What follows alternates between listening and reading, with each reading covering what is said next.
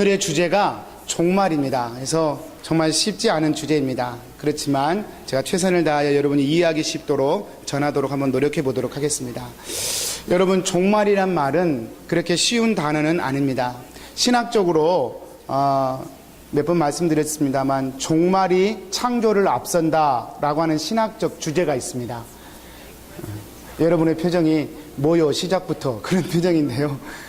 종말이 창조를 앞선다라는 말이 있어요. 이게 무슨 말인가 하면 보통 사람들은 창조를 이해해야 종말이 이해가 돼요. 그게 우리 인간의 상식이에요. 시작을 이해해야 마지막을 이해할 수 있습니다.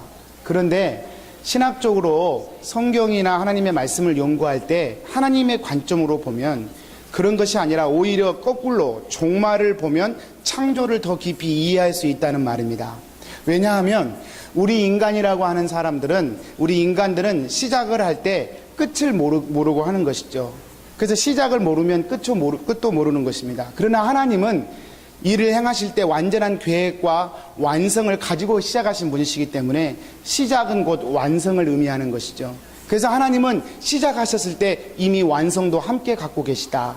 그래서 오히려 이 완성을 이해할 때 시작을 더 쉽게 명료하게 이해할 수 있다라고 하는 신학적 표현입니다. 이렇게 말해도 잘 이해가 안 되시죠? 어쨌든 종말이 창조를 앞선다. 아주 유명한 말입니다. 여러분, 이것을 우리 실생활에도 저는 적용할 수 있다고 생각합니다.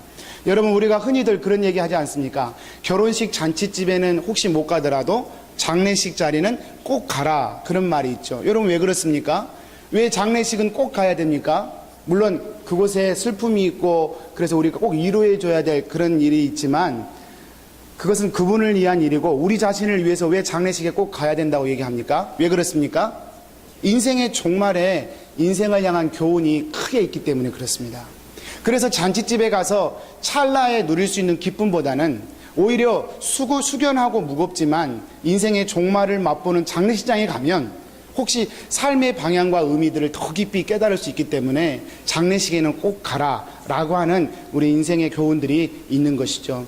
저는 신학이 어렵지 않다고 생각합니다. 종말이 창조를 앞서듯 종말을 알면 우리 인생의 의미와 방향을 쉽게 이해할 수 있기에 종말은 매우 중요한 것이라고 생각합니다. 그런 면에서 오늘도 이 말씀에 따라서 마태복음을 쭉 저희가 지금 강의하고 있는데 말씀의 순서를 따라서 종말이 과연 우리 교회적으로 어떻게 해석해야 되고 종말을 어떻게 받아들여야 하는지에 대해서 종말을 좀 이렇게 말씀 가운데서 이렇게 묵상해 보고자 합니다. 두 가지입니다. 하나는 우리는 종말을 사는 세대다라고 하는 주제고요. 두 번째는 우리는 교회가 되어서 종말을 산다라고 하는 주제입니다. 좀 신학적인 주제들이지만 여러분 한번 잘 따라와 주셨으면 좋겠습니다. 첫 번째로요, 우리는 종말을 사는 세대이다라고 하는 것입니다. 본문 말씀 33절에서 35절 말씀입니다. 무화과나무 잎이 연해지고 이걸 푸르러지면 이제 인자가 올 때가 되었다. 그렇게 얘기하면서 이 세대가 지나기 전에 이 일이 다 일어날 것이다. 천지는 없어져도 내 말은 없어지지 아니할 것이다. 우리 예수님이 하신 말씀입니다.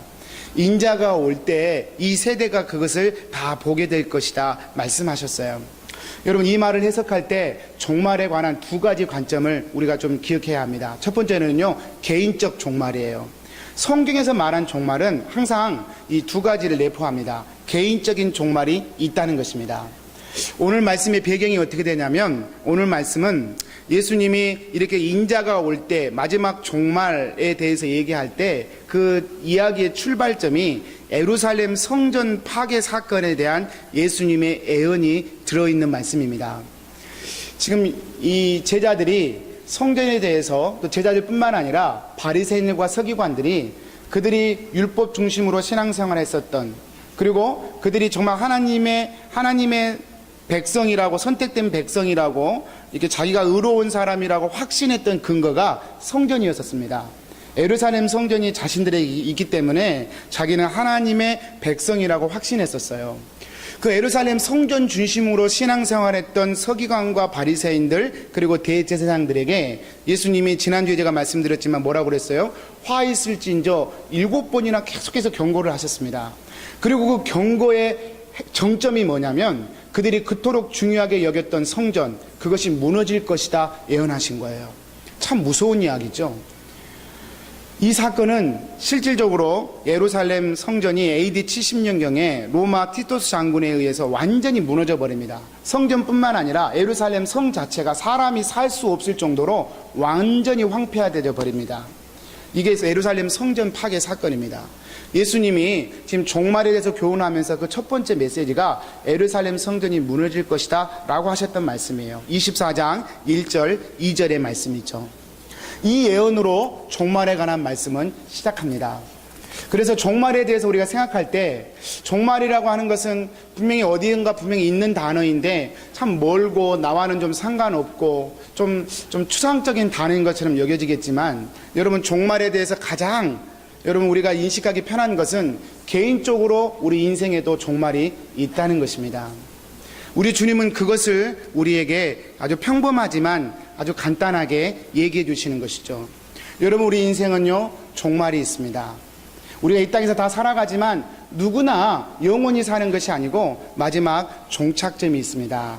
그게 바로 죽음이 있죠. 두 번째로요, 이 종말은 개인적 종말과 함께 예수님의 재림과 관련된 시대적 종말이 있다라고 하는 것입니다. 36절에서 37절 말씀이에요. 우리 같이 한번 읽어볼까요? 36절 읽겠습니다. 그러나 그날과 그때는 아무도 모르나니 하늘의 천사들도 아들도 모르고 오직 아버지만 아시느니라. 노아의 때와 같이 인자의 임함도 그러하리라. 성전 파괴, 개인적인 종말에 대해서 얘기하시면서 그걸 어디로 확대시키냐면 이게 정말 인자가 오는 것으로 예수님은 종말의 의미를 확대시킵니다. 여러분 인자가 임하는 종말이라는 말은 예수님이 이 땅에 심판자로 다시 오실 것을 표현한 말이에요. 여러분 예수님이 이 땅에 두 번 오십니다. 처음에 오셨어요. 2000년 전에. 그걸 초림이라고 그래요. 예수님이 처음 오셨을 때는 구원자로 오셨습니다. 그래서 우리를 위해 대속자로 희생제물이 되어 사랑의 주님으로 오셨어요. 그런데 예수님이 다시 오십니다. 그걸 우리가 재림이라고 표현합니다. 여러분 예수님이 다시 오실 때는 더 이상 사랑의 주님으로만 오지 않습니다. 심판의 주님으로 오십니다. 그래서 예수님이 이 땅에 다시 오실 때는 이제는 더 이상 품거나 더 이상 이렇게 용서하거나 그러지 않고요. 이제는 재판장에서 판사가 재판하듯이 재판장이 되고 심판자가 되셔서 이 땅에 오신다는 것입니다. 그게 바로 인자가 임한다라는 말의 뜻입니다. 여러분 혹시 기억나십니까? 제가 우리 기독교의 종말이 어떤 의미인지 한번 말씀드렸는데 혹시 기억나십니까? 여러분 많은 분들이 또 이단들이 주장하는 게 종말이 몇 년, 몇 월, 며칠이 종말이다 정해놓고 그 날짜에 맞추어서 열심히 예배드리라고 그러고 종교적 열심을 불어넣는 것이 잘못된 종말론이라 제가 말씀드렸습니다. 여러분 우리 기독교의 종말론은 언약적 종말론입니다. 인자가 다시 온단 말이에요. 근데 그게 종말이에요. 다시 쉽게 설명하자면 예수님에 관한 모든 구약의 예언, 메시아가 올 것이다 예언했는데 오셨어요. 동정녀로 탄생할 것이다 예언했는데 동정녀로 탄생했어요. 십자가에 죽으실 것이다 예언했는데 십자가에 죽으셨어요. 부활할 것이다 예언했는데 부활하셨어요. 하늘로 올라갈 것이다 예언했는데 그렇게 하늘로 올라가셨어요. 이제 예수님에 관한 모든 예언은 다 이루어졌습니다. 이제 한 가지만 남았어요. 뭐가 남았습니까? 다시 오시는 거예요. 하늘로 올라가신 예수님이 다시 이 땅에 내려오는 것, 그 재림만 남았어요. 그래서 기독교의 종말은, 우리 교회에서 말한, 성경에서 말한 종말은 몇 년, 몇 월, 며칠이 아니라 이 언약적 관점에서 마지막 하나 남은 예언, 마지막 하나 남은 약속, 그것만 남은 것을 우리는 종말이다 그렇게 얘기합니다. 그래서 기독교의 종말은 예수님이 십자가에서 죽으시고 부활하시고 하늘 우편, 하나님 보좌 우편으로 올라가신 그 순간부터 지금까지 기독교 2000년은 종말의 시대를 사는 거예요.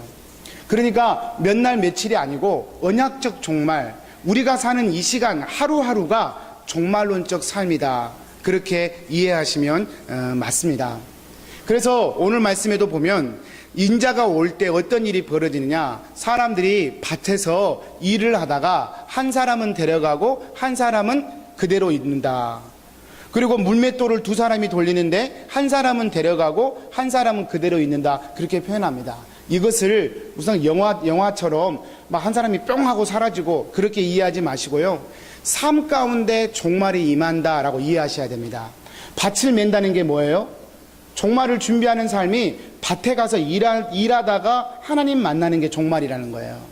여러분, 물맷돌을 돌리는 게 뭐예요? 그냥 일상의 삶이에요. 일상의 삶 가운데 하나님을 믿는 믿음으로 살아내는 것이 종말을 사는 거예요. 이렇게 기독교적 바른 종말론을 가지면 삶이 건강해집니다. 그리고 삶 가운데 하나님의 나라가 구체적으로 임하는 열매들이 맺혀지는 것이죠. 기독교의 종말론은 이런 언약적 종말론이다. 그래서 예수님이 말씀하신 종말, 예수님의 인자가 올 것이다, 그 말은 2000년 동안 유효했던 말씀이에요. 2000년 동안 예수님이 어느 시대에 와도 전혀 이상하지 않아요. 왜냐하면 다 준비되고 다 이루어졌기 때문에. 이제 예수님이 오신다는 언약만 하나 남았기 때문에 지난 2000년 동안 교회는 예수님이 언제든지 오셔도 환영하고 웰컴할 수 있도록 그분을 기다렸던 것이 교회의 종말론의 역사였던 것이죠. 자, 이것이 예수님이 하셨던 두 가지 종말의 내용입니다. 여러분, 그러면 이런 종말을 살아가는 우리 교회는 어떻게 살아가야 할까? 그 부분을 좀 제가 설명을 해드리겠습니다. 우리는 교회로서 종말을 산다는 것입니다. 여러분, 예수님이 이 땅에 언약을 다 이루시고요, 마지막 언약을 남겨놓고 하신 일이 뭐냐면 하나님 보좌 우편으로 올라가시면서 예수님이 이제 이 땅에 안 계시니까 대신 우리로 하여금 교회로 살 수 있도록 보내주신 분이 계십니다. 그분이 누구입니까? 성령님입니다. 성령님이 오셔서 교회가 탄생했고, 그 교회는 종말론적인 교회로 모이고 흩어지고를 반복해서 2000년 동안 온 것이죠. 그런데 여러분, 이 성령님이 교회 안에서 하시는 일이 무엇일까? 예수님의 증언을 통해 대표적으로 세 가지를 저희가 알 수 있습니다. 요한복음 16장 말씀인데요, 여러분 눈으로만 한번 보시기 바랍니다. 제가 8절만 읽겠습니다. 그가 와서 죄에 대하여, 의에 대하여, 심판에 대하여 세상을 책망하시리라, 그렇게 얘기합니다. 종말의 시대라 그랬어요. 성령이 임하시는 교회의 시대가 종말의 시대예요. 2000년 동안 그 교회는 종말의 시대를 살아가면서 성령님의 다스리심을 받게 되는데, 그 성령님이 교회 안에서 하시는 일이 뭐냐? 여러분, 우리가 잘못된 성령론자들을 이렇게 만나면 성령하면 뭐부터 생각합니까? 방언 생각해요. 성령하면 어떤 뜨거운 체험하는 것 생각해요. 성령하면 뭐 기도응답을 엄청나게 받는 것을 성령 받은 것으로 생각해요. 틀린 얘기 아니지만 맞는 얘기도 아니에요. 성경에서 말하는 성령의 역할은 명확합니다. 요한복음 16장에 기록되어 있어요. 성령이 하시는 일은 세 가지예요. 하나는 죄에 대하여, 두 번째는 의에 대하여, 세 번째는 심판에 대하여 얘기하는 게 성령의 역할이에요. 여러분, 성령께서 교회 안에 오셔서 죄에 대하여 이야기하세요. 여러분, 죄가 뭡니까? 9절에 나와 있어요. 나를 믿지 아니하는 것이다. 나는 누구예요? 예수 그리스도예요. 여러분, 그러면 도대체 예수 안 믿는 게 왜 죄인가? 여러분, 우리가 궁금해해야 될 정상이에요. 의가 뭐예요? 내가 이 땅에 있지 아니하고 아버지께로 올라감이라 표현하셨어요. 무슨 말이에요? 예수님이 의라는 뜻이에요. 예수님이 이 땅에 계시지 않으므로 세상에는 의가 없다는 뜻이에요. 사람들은 이제 교회는 이 땅에서 의를 찾는 것이 아니라 하나님을 바라보고 의지함으로 하나님의 의를 갈망함으로 이 땅에서 살아내는 존재임을 얘기해 주는 것이죠. 심판에 대해서 성령이 얘기한다 그랬어요. 무엇을 심판합니까? 이 세상 임금이 심판을 받을 것에 대해서 성령이 책망하실 것이다. 이게 성령의 주사역이에요. 죄에 대하여, 의에 대하여, 심판에 대하여 여러분, 교회에서 성령님이 하시는 사역이 이것입니다. 여러분, 종말론적인 삶을 교회들이 살아가야 되는데 어떻게 살아가느냐? 이 죄에 대하여, 의에 대하여, 심판에 대하여 성령이 하시는 음성을 들으면서 살아가는 게 종말론적인 교회의 삶이에요. 간단하기도 하고 또 어렵기도 하고, 그렇죠? 여러분, 노아의 시대에 예수님은 오늘 말씀에서 노아의 시대에 대해서 이렇게 증언하십니다. 37절부터 39절인데요. 제가 한번 읽어보겠습니다. 노아의 때와 같이 인자의 임함도 그러하리라. 홍수 전에 노아가 방주에 들어가던 날까지 사람들이 먹고 마시고 장가들고 시집가고 있으면서 홍수가 나서 그들을 멸하기까지 깨닫지 못하였으니 인자의 임함도 이와 같으리라 얘기합니다. 수요예배 나오신 분들은 이 얘기를 몇 번 들으셨는데요. 제가 한번 다시 설명하겠습니다. 여러분, 노아의 홍수 때, 노아 때 홍수로 심판을 당했어요. 그럼 여러분, 왜 심판을 당했을까요? 여러분, 우리가 언뜻 생각하기에 야, 정말 나쁜 짓 했나 보다. 오죽했으면 하나님이 홍수로 심판하시겠어? 그렇게 생각을 합니다. 그런데 여러분, 오늘 이 본문에 노아 홍수 시대에 노아 시대의 백성들이 살았던 삶을 어떻게 표현합니까? 간단해요. 4가지로 표현해요. 뭐예요? 먹고 마시고 시집가고 장가가고요. 시집가고 장가가고 먹고 마시는 게 왜 죄가 돼요? 그런데 그걸 그렇게 살았다, 노아의 시대에 그렇게 살았다, 특별히 그들이 뭐 강도짓을 하고 살인행위를 저지르고 그래서 심판받은 게 아니라 먹고 마시고 시집가고 장가가는 일상의 삶이 심판으로 가는 삶이었다, 그렇게 증언한단 말이에요. 여러분, 죄에 대하여 성령이 증언한다 얘기했습니다. 뭐가 죄이냐? 여러분, 노아 시대가 죄가 가득 찼다라고 표현해요. 그러면 그 죄가 무엇이겠습니까? 먹고 마시고 시집가고 장가가는 것이 죄가 돼버렸다는 거예요. 여러분, 왜 그랬을까요? 마치 부산행 열차에 내가 몸을 실으면 그 기차에 타 있는 나는 부산으로 가게 되어 있어요. 마치 그것처럼 인생의 열차에 먹고 마시고 시집가고 장가가는 열차에 내가 탑승했는데 그 열차가 어디로 가요? 심판과 멸망으로 간다는 거예요. 노아 시대가 그랬다는 것입니다. 여러분, 이게 이해가 되십니까? 이게 받아들여지시냔 말이에요. 쉽지 않습니다.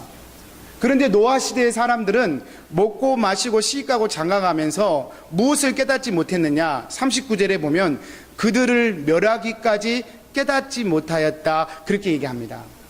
그 열차의 끝이 멸망이라는 사실을 인식하지 못한 채 계속 먹고 마시고 시집가고 장가가는 일상의 삶을 살아냈다는 것이죠. 여러분, 우리 인생의 삶에서요, 내가 나쁜 짓을 하면 내가 죄인이라는 거 인정하는 거 쉽습니다. 내가 예를 들어서 전과를 저질렀다거나 아니면 다른 사람이 봐도 나는 참 나쁜 놈이다 그러면 너는 죄인이야 라고 얘기하면 그거 참 받아들이기 쉬워요. 그런데 나는 한 번도 남을 해하거나 남에게 이렇게 짓궂은 한 적이 없어요.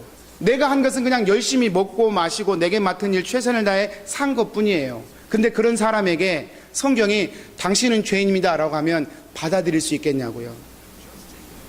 이게 받아들이지 않아요. 그래서 성령님이 하시는 일이 바로 그 일이에요.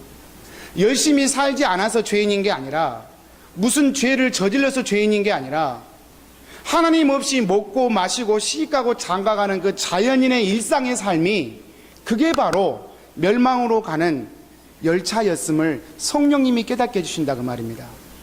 그래서 여러분, 우리가 가는 열차는 그냥 하나님 없이 살아가는 열차라고 한다면 그것은 멸망과 심판이 예정되어 있는 그런 열차라는 것이죠.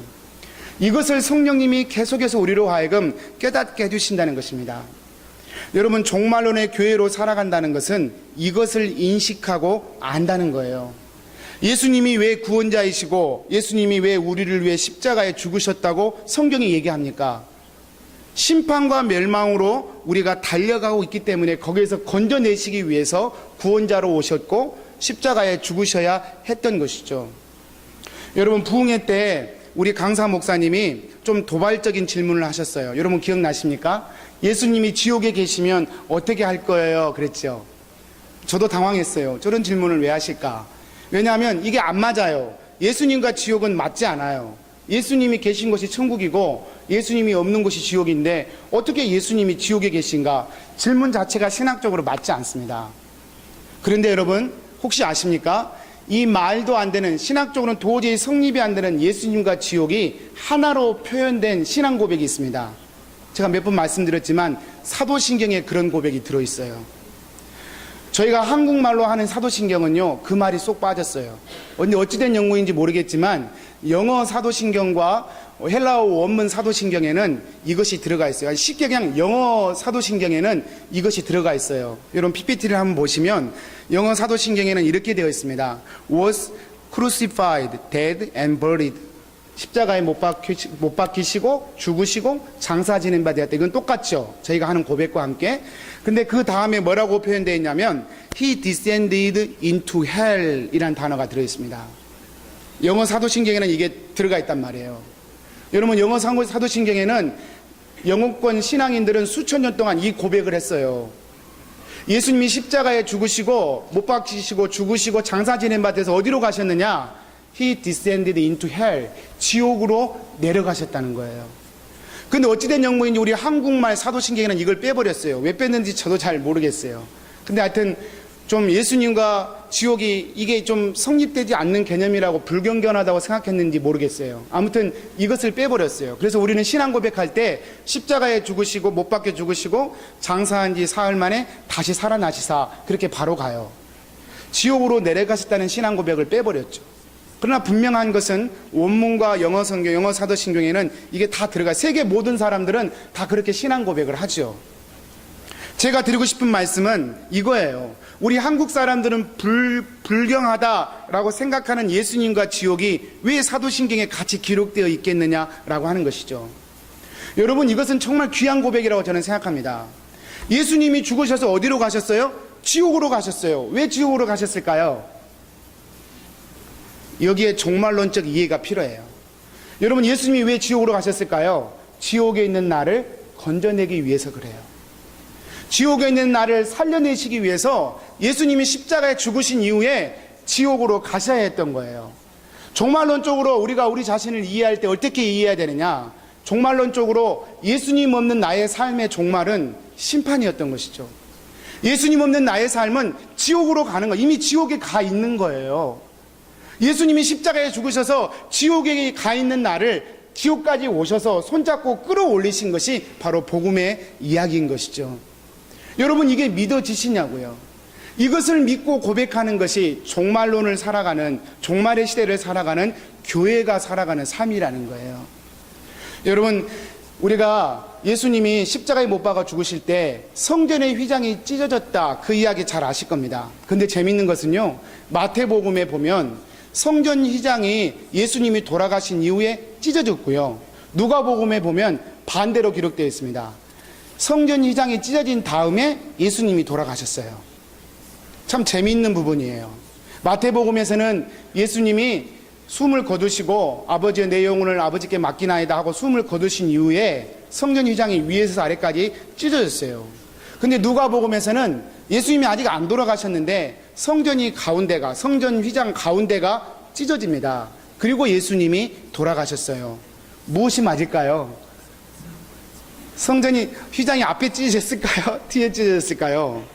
여러분, 이것은 휘장에 대한 다른 관점을 설명하고 있는 것입니다.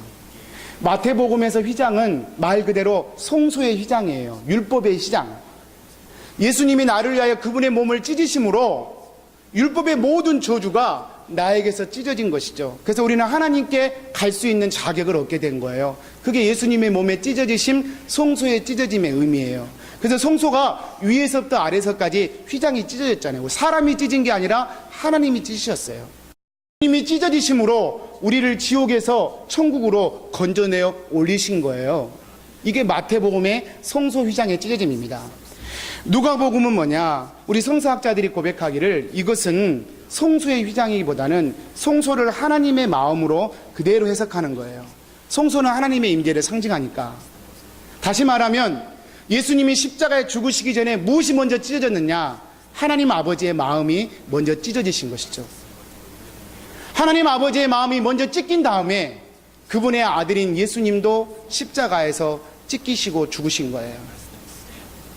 하나님 아버지의 마음이 찢어져서 예수님도 죽으시고 그 안에서 저와 여러분이 지옥에서 천국으로, 사망에서 생명으로 옮겨지는 구원의 기쁨을 누리게 된 것이죠. 여러분, 저와 여러분이 받은 구원은 그냥 얻은 거 아닙니다. 하나님께서 그분의 마음을 찢으시고 그분의 아들을 십자가에서 찢으시고 저와 여러분을 살려내신 것이 바로 구원이에요. 종말을 사는 교회란 다른 거 아닙니다. 교회가 숫자가 늘어나고 예산이 엄청나게 늘어나고 엄청난 어떤 일을 행하고 그것이 종말을 사는 교회의 참된 모습이 아니에요. 종말을 사는 참된 교회의 모습은 나를 향하신 이 구원을 기억하고 사는 것입니다. 밭을 매면서도 이 구원을 기억하며 밭을 매는 거예요. 맷돌을 돌리면서도 이 구원을 기억하고 맷돌을 돌리는 것입니다. 우리 집사님들 이 구원의 기쁨을 누리면서 비즈니스 하면서 손님들 오면 접대를 하는 거예요. 이 구원의 기쁨을 기억하면서 직장 생활을 감당하시는 것입니다. 이것이 종말을 사는 거예요. 제가 최대한 쉽게 한번 설명해 드렸습니다. 여러분, 종말은 언약적 종말입니다. 몇 년 몇 월 몇 시에 누가 온다 쫓아가거나 두려워하거나 놀라지 마십시오. 지금 우리가 해야 할 일은 이 자리에서 주님이 베푸신 구원을 기억하면서 내 일상에 살면서 그 십자가를 기억하고 삶을 통해 살아내는 것입니다. 그런 은혜가 저와 여러분 가운데 있게 되기를 바랍니다. 기도하겠습니다.